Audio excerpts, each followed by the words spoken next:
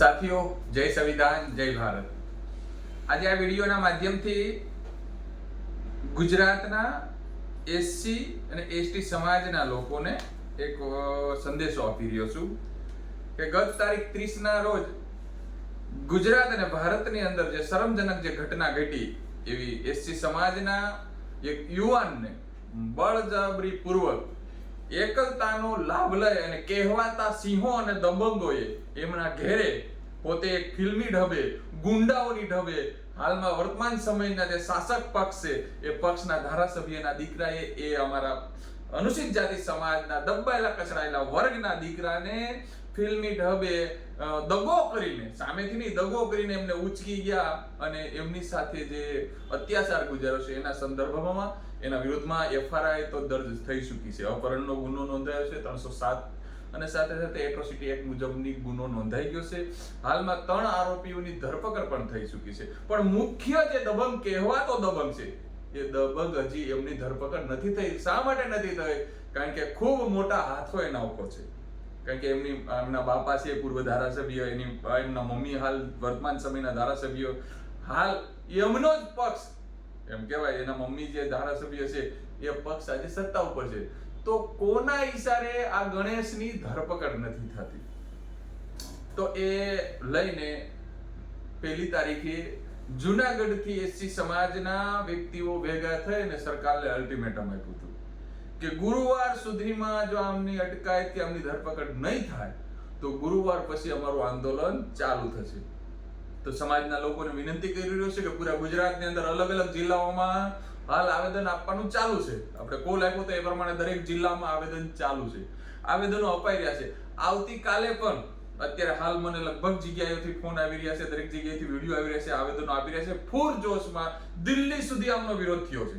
દિલ્હી સુધી આનો વિરોધ થઈ ચૂક્યો છે અને વિરોધ તો હજી તો શરૂઆત છે. હવે આગળ આવતીકાલે 6 તારીખનું જે આપણે એને અલ્ટિમેટમ આપ્યું હતું, તો આવતીકાલે પૂરા ગુજરાતના આગેવાનો જુનાગઢ રાજુભાઈના ઘર નજીક, રાજુભાઈ સોલંકીના ઘર નજીક ડોક્ટર બાબા સાહેબ આંબેડકરની પ્રતિમા કાળવા ચોક મુકામે એકઠા થઈ ગયા છે. સમગ્ર ગુજરાતના દલિત આદિવાસી ભાઈઓને વિનંતી કરી રહ્યો છે કે આવો આ લડાઈ આપણે સાથે મળીને લડીએ. અમારો વિડીયો થોડો લાંબો હશે પણ આપ જોજો, મારો સંદેશો ખૂબ હું સાચો આપવા જઈ રહ્યો છું. હાલ મેં ઘણા આરટીઆઈ એક્ટિવિસ્ટો છે મિત્રોને મળ્યો.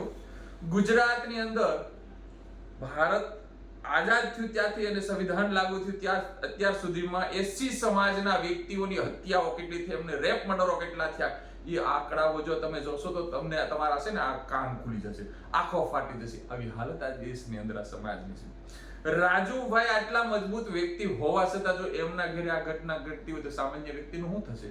તમને વાત કરું, નવસારીની અંદર 14મી એપ્રિલના દિવસે ડોક્ટર બાબા સાહેબ આંબેડકરની જન્મ જયંતિ ઉજવી રહ્યા હોય આપણા બેન બેટીઓ દીકરાઓ, અને એ રેલીઓ ઉપર આ કહેવાતી પાર્ટીના દબંગો દ્વારા પથ્થરમારો થયો, લોહી લોહાણ થયા. આજ સુધી ત્યાં આજે એફઆરઆઈ પણ દર્જ નથી થઈ નવસારીમાં.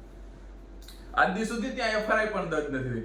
અહીંયા તો રાજુભાઈ અને ત્યાં સમાજ ખૂબ મજબૂત હતો અને ત્યાંના પોલીસના આપણે આભારી છીએ કે એ ડિવિઝનના જે ડિવિઝન જે વિભાગ છે અને ત્યાંના એસપી સાહેબ અને પોલીસની પૂરી ટીમે તરત જ તમે કહી દઉં કે આ બધા જે પુરાવા હતા, પુરાવાના આધાર ઉપર તરત એફઆરઆઈ દર્જ થઈ ગઈ છે. પણ હજી સુધી એમની ધરપકડ નથી થઈ. એને લઈને આવતીકાલે જુનાગઢ મુકામે એસસી સમાજ મોટી તાકાતમાં ભેગો થઈ ગયો છે.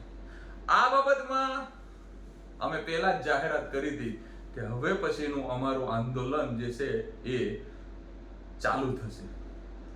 અમારી સમાજ પૂરા ગુજરાતના દરેક આગેવાનોને વિનંતી કરી રહ્યો છું, સાથે સાથે દરેક સંગઠનોના વ્યક્તિને વિનંતી કરી રહ્યો છું, સાથે સાથે સમાજના દરેક પ્રતિનિધિઓને વિનંતી કરી રહ્યો છું કે આપ સાહેબ કોઈ પણ પક્ષ સાથે જોડાયેલા હોય, ચાહે બીજેપી હોય, કોંગ્રેસ હોય, આપ હોય, બસપા હોય, આરપીઆઈ હોય, XYZ, એ આપ પ્રતિનિધિત્વ આપની જગ્યાએ બરોબર છે આપ કરો, પણ હાલ આપનું પ્રતિનિધિત્વ છે સાઈડ ઉપર છોડીને સમાજ બનીને આવો.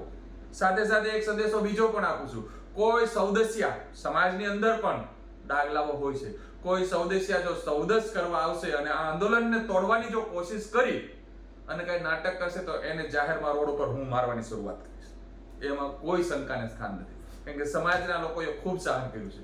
આ લોકો જે આ રાજુભાઈ ઉપર પણ ફોન આવીને કીધું હતું ને થોડા ઘણા જોતા લઈ લે, એ એટલા માટે બોલે છે કે ઘણીવાર સૌદસ થઈ ચૂકી છે, એટલા માટે હવે આ વસ્તુ અમે સ્વીકારવાના નથી. આવતીકાલે પૂરા ગુજરાતના અનુસૂચિત જાતિ સમાજના વ્યક્તિઓ એકઠા થઈ રહ્યા છે. અમે પણ અમારી ટીમ સાથે ત્યાં અમારે ટાઈમે પહોંચી જશું. પણ આપ બધાને વિનંતી કરી રહ્યો છું કે કાલનો જૂનાગઢનો જે નિર્ણય છે એ નિર્ણય ઉપર આપણે અડીખમ રહીશું. આમની ધરપકડ થઈ ગયા પછી પણ હવે આંદોલન છે પૂરા ગુજરાતની અંદર, આપણા સ્વાભિમાન અને અસ્મિતાની લડાઈનું આંદોલન છે. આંદોલનને જારી રાખવું પડશે. આપણા દીકરાઓ ઉપર હરરોજને માટે અત્યાચારો થઈ રહ્યા છે. આપણી બહેન બેટીઓ ઉપર હરરોજની માટે રેપ મર્ડરના કેસો બની રહ્યા છે. આપણા કાર્યકરો, જે સમાજના જે લીડરો છે, જે સમાજના સારા એવા યુવાનો છે, એના ઉપર ખોટા કેસો થઈ રહ્યા છે. આને લઈ પણ સમાજને ખરેખર આ આંદોલનને જારી રાખવું પડશે. સાથે સાથે મને વિશ્વાસ છે ઘણા સમાજના લોકો પૂછી રહ્યા છે કે શું આમાં સમાધાન થશે, તો મને મારા એક નજીકના સાથી મિત્ર અને રાજુભાઈ ઉપર એટલો વિશ્વાસ છે કે રાજુભાઈ આમાં પાછી પાની કરવાના નથી. આટલું સમાજના લોકોને ખાસ એક વસ્તુ કહી દઉં છું, કેમ કે હું રાજુભાઈને ખૂબ નજીકથી ઓળખું છું. મારા એક સમાજના એક લીડર છે અને પારિવારિક સંબંધો છે.